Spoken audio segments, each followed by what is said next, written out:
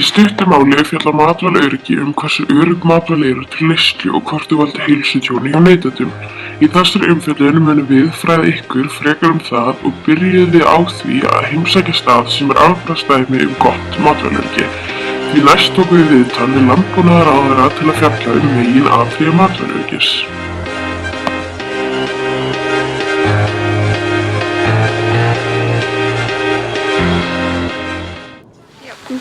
Nú erum við komin í Efstadal og við ætlum að fá aðeins innlit og sjá hvernig matvælaöryggi háttað hérna.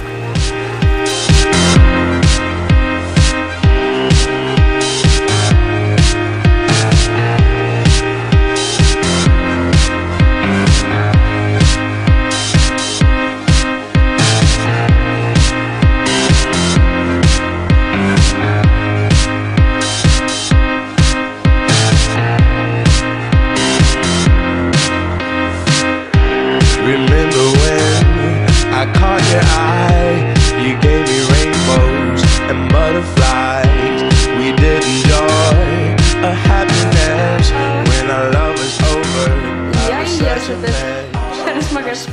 Mjög gott. Já, mjög gott. Við erum hérna í Efstadal í Bláskógabyggð og vorum endalega að fá okkur ís sem mjög góður sem er þeirra sérgrein hérna og hann er allir framleiddur mjólk sem er mjólkuð í fjósinu hliðina. En það er ekki bara ís sem hægt að fá sér hérna. Líka hægt að fá alls kyns kjötvörur og mjólkurvörur sem koma líka beint frá kúnni. Sem mjög gott dæmi gott matvælaöryggi því við erum upplýst hvað í vörum sem við erum að neyta og fáum að fylgjast með öllu ferli. Allt mjólkinni og vöfluformin fyrir. Hér sjáum við allar uppskriftir á veggnum. You and me were meant to be, but you had another. You had a lover, and now it's gone. I don't know why. I feel like crying, just wanna die. I can't look at you, and you know why. Komin í sjávarútvegshúsið á Skúlagötu 4 og ætlum að taka viðtal við Sigurð landbúnaðarráðherra.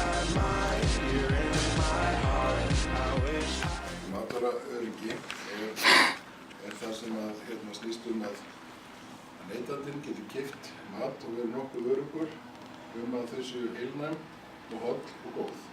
Það séu ekki bakteríur í þeim eða skemmd eða eitthvað slíkt. Það er svona mjög stuttum máli. En rugla stundum matvælaöryggi við fæðuöryggi. Fæðuöryggi er annað hugtak og fjallar það hvort að þjóð eða samfélag sé sjálfur sér nægt og getur tryggt að sér nægur matur handa öllum íbúanum. Hver finnst þér að staða Íslands í matvælaöryggismálum eins og er? Hún er mjög góð og það er mjög ánægjulegt að segja frá því að tíðni matarsýkinga, sem er einn mælikvarði á það hvort matvæli séu örugg eða ekki, hún er hvað lægst á Íslandi í öllum heiminum, ef ekki lægst.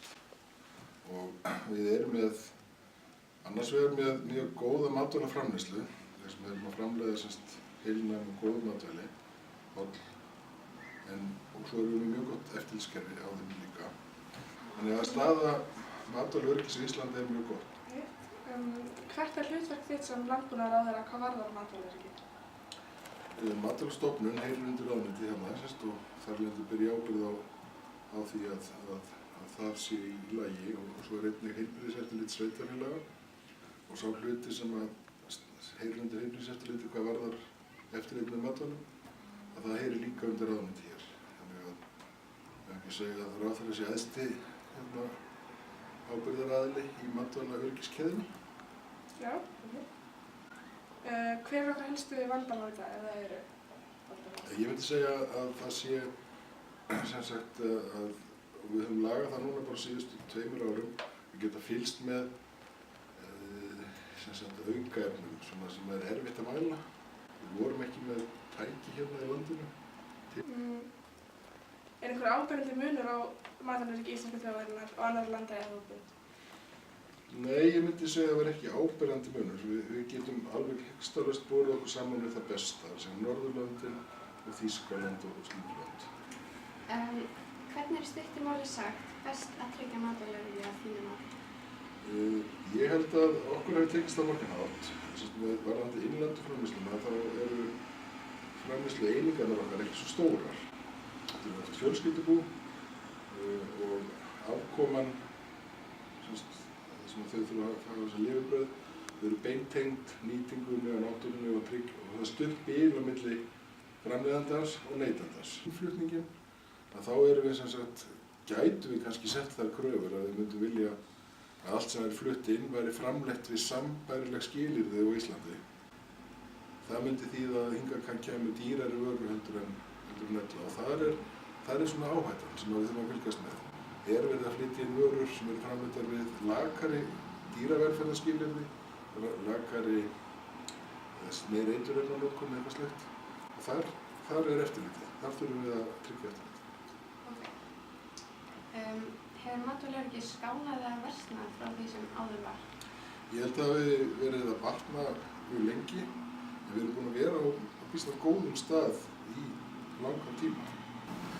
Þannig að við höfum ekki þurft að kljást við svo stórkostlega áhættuþætti eins og annars staðar þarf.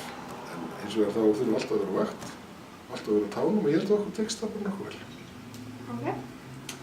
Er eitthvað sérstakt sem þér þykir ógna matvælaöryggi hér á Ís? Nei, í raun og veru tel ég ekkert ógna ef við náum að byggja upp þetta eftirlit sem við erum með innflutningnum og auðvitað við þetta stöðugu eftirliti á heimamarkaðinu, innlendum framleiðslunni sem við gerum. Og á meðan við erum að byggja á að innlendum framleiðslan byggist upp á svona minni einungum, ekki verksmiðju framleiddum búum og erum ekki að fara að kaupa matvæli í stórum stíl sem eru framleidd einhvers staðar langt í burtu og við vitum ekki nákvæmlega hver uppruni vörunar er. Þá erum við í góðum málum. En það er það sem að ógnar matvælaöryggi alls staðar í heiminum. Það er að ef það fer inn í svona langa keðju, þar sem að upprunin er á einum stað, meðhandlað hér og síðan er þið pakkað á þriðja staðinn í neytendapakningar. Ef eitthvað gerist á þessari löngu keðju, þá geta gerst mjög stóri hlutir. Ég nefnt sem dæmi að núna bara þessa vikurnar í Bandaríkjunum, þessi ekki komið í yfir 30 fylki, það er salmonellusýking sem barst með gúrkum frá Mexíkó og fer í gegnum dreifikerfið og það hefur valdið bæði dauðsföllum og 70-80 manns lentur spítala alvarlega veikt og eitthvað slíkt. Þegar þetta er orðið svona stórt þá geta gerst svo stórir atburðir. Þannig í okkar litla samfélagi þá erum við nokkuð öruggum að þetta getur ekki gerst ef við viðhöldum því að tryggja að það sé þá staðan. Hvernig geta neytendur vitað hvort að matvæli eru örugg eða ekki?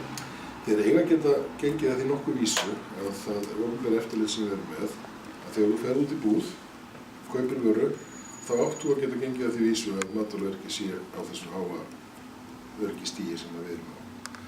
Þegar þú kaupir vöruna beint af framleiðanda, þá er þetta auðvitað þú sem tekur áhættuna, það er ekki hið opinbera, þá veistu.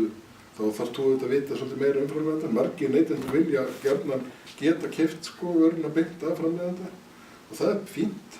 Þá þarf framleiðandinn auðvitað að vera með framleiðslu aðferðir sem eru öruggar og við höfum eftirlit með því. Þá getur neytandinn verið viss þá með svona beinum tengslum og þá held ég að það öryggi sé tryggt. Þannig að já, neytendur á Íslandi geta verið býsna öruggir að öryggi matvæla sem kaupir til búð og það sem við kaupa beint frá framleiðandum er mjög hátt. Ok, er þá eitthvað svona vottunarkerfi? Já, það er sem sagt, menn þurfa allar framleiðslueiningar eru með svokallaða innri eftirlit, gámeskerfi, eða HACCP sem það heitir á ensku. Það sem það er svona áhættu miðað og það er í gegnum til innri eftirlit, það sem kortleggur hvar í keðjunni frá því að fráhættum kemur inn, náttúrulega varan kemur út, hvar getur eitthvað gerst. Það er sett inn sérstakt eftirlit. Menn mæla til dæmis hitastig á matvælum og einhverjum stöðum, þannig að ef varan á að vera kæld, þá verður að kælda allan tímann. Og eins að þegar við verðum að blanda í vörurnar einhverjum efnum, og það sé gert á réttan hátt með réttum efnum sem eru vottuð og svo framvegis. Þannig að já, ég held að það með bara að segja, við séum í býsna góðum málum hvað þetta varðar. En við sem þessum alltaf að vera á verði. Ok, er eitthvað sem vilt bæta við að lokum? Varðandi matvælaöryggi, þá held ég að við sem sagt getum bara verið nokkuð ánægð með stöðuna. Þurfum við alltaf að tryggja það. Það er búið að setja upp líka svona vottunarkerfi sem að fjalla hollustu, til dæmis skráargatið eitt svona merki það. Og það til annað norrænt merki sem heitir Svanurinn. Það gerir svolítið mikla kröfur til neytanda að fara að þekkja öll þessi merki. Sem held ég að sé svona mikilvægt við höldum okkur við kannski frekar fámerki. Það sem neytendur þekkja og geta þá treyst í að það sem á bak við þau standi sé öruggt. En út í stóra heimi eru þekkja til dæmis í vottun á sjávarafurðum, þá geta verið ógrynni merki. Og neytandinn sem kemur inn í búði, það ekki bara ég var á ráðstofnun fyrra, svona kannski svona skemmtisaga.